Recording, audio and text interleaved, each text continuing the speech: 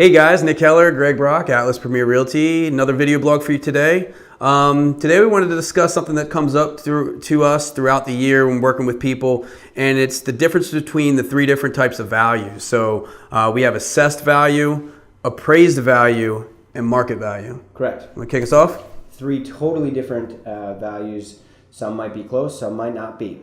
So let's start us off with assessed value. This is the value that your jurisdiction, your state, your county, however your area is actually, their assessors are assigned, but they are essentially telling you what they think your property is worth and therefore how much they want to tax you on your property. Yeah, it's usually a percentage of what they perceive the value to be. And so because of that, we always want the assessed value to be lower, so we're paying less taxes. So it's never a very good barometer to look at that to determine what your actual market value of your house is, although conceivably it should be close. I mean, it should be, but oftentimes it's not, and really, like Nick said, you want your assessed value to be as low as possible. Right. What's the second one? The second one is appraised value. So this is when someone is hired, whether through a refinance or a purchase transaction, to determine the value of your house. And what they're doing is the same process that we would do as real estate professionals to determine the market value. So they're doing a walk through the house or a drive-by and comparing it to other homes in the area that have sold that are similar of size, location, amenities, improvements, things like that. Correct. And they also include in most appraisals essentially a construction cost, or a replacement cost is often how they refer to it. And that's for insurance purposes. So that's another type of appraisal value. So if your property, you were to lose your property to some kind of disaster of some kind, how much it would cost to rebuild it. Yep.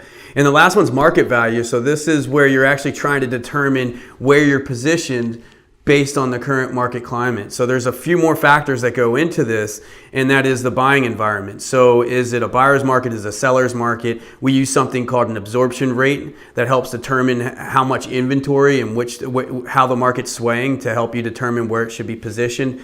But very much like an appraisal, we go into our MLS database, and based on homes of similar size, location, bedrooms, bathrooms, amenities, improvements, we help you position that based on the current market climate. So it's important to know that all of these different types of values can be subjective. So it's important to make sure you're looking at a comprehensive overview when determining what the value is. Sure, and I think the important ones to take into account when you're actually trying to determine a value for your property are really the market value and the appraised value.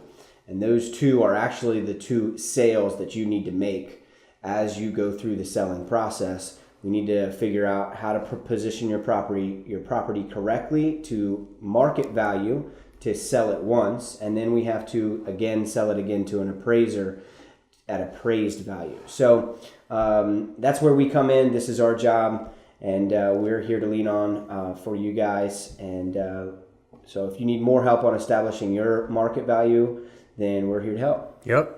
So hopefully that gives you some clarification as to what those three different types of value and those terms mean when you hear it. If you have any questions, of course, you can always reach out to us or anyone with our team. Always appreciate your support, and look forward to seeing you next time. Thanks a lot.